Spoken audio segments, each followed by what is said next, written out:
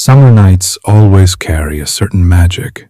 The air is thick with heat, the sky painted with 1,000 stars, and the woods alive with the hum of cicadas. For years, the townspeople would gather near the lake for a summer ritual, a single night of stories around the fire. They called it the Last Campfire of the season. But no one talks about what happened that year, the summer that never truly ended. The group of friends arrived first, college students home for break, eager to relive their childhood traditions. They set up the fire pit, stacked the wood, and lit the flames. The fire burned bright orange, sparks dancing into the blackness. And as always, when the flames rose high, the whispers began. Not from the woods, not from the wind, but from the fire itself. At first it was soft, a low hiss, like the crackling of logs speaking in rhythm. But soon they swore they heard words. "Stay with us. One more night." The laughter faded. The air grew heavy. One by one they fell silent, listening to the flames as if something inside them was alive. A shadow moved between the trees. Not an animal, not a person. Something that bent the firelight around it like smoke given shape. One of the friends, Daniel, grabbed a flashlight and shined it into the woods. Nothing. But when he turned back, one of the chairs was empty. No scream, no footsteps. Just an empty chair, still rocking gently, as if someone had just left. Panic spread quickly. They searched the woods, called out his name, only to hear it answered back from the darkness, in his own voice. But it wasn't him. It couldn't be him. They returned to the campfire, desperate to leave.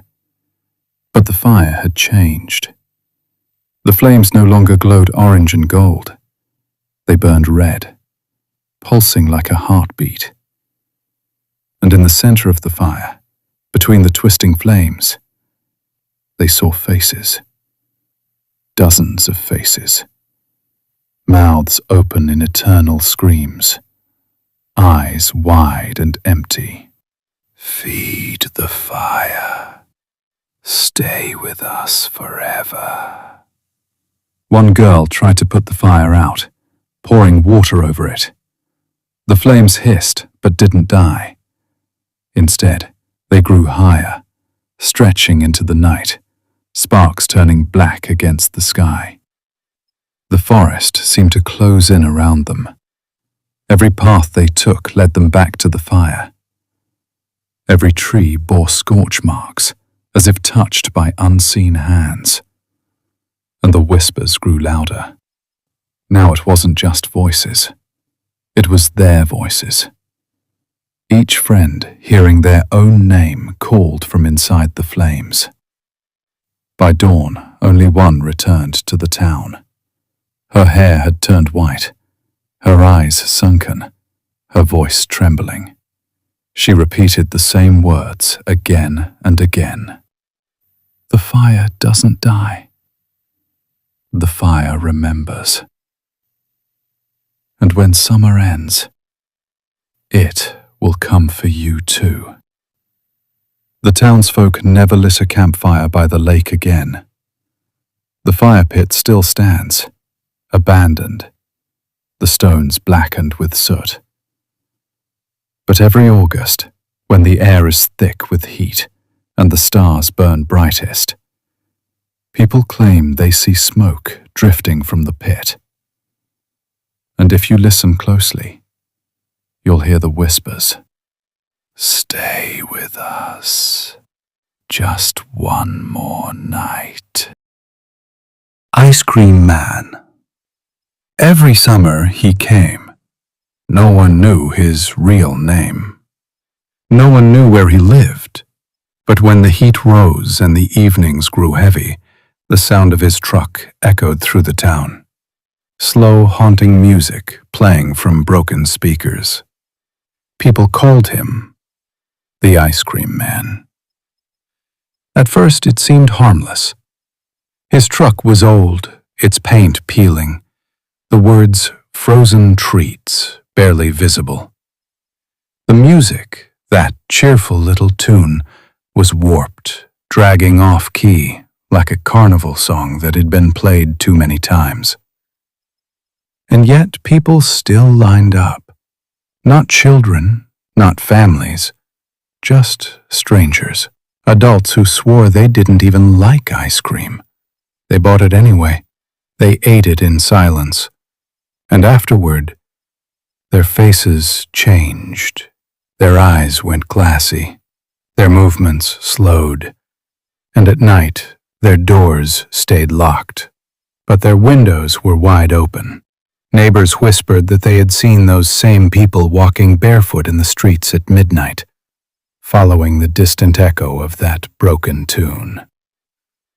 One man tried to investigate, a mechanic named Harris, tough and skeptical. He followed the truck one evening, keeping his distance as it wound through the empty streets. But the farther he followed, the less sense the town made.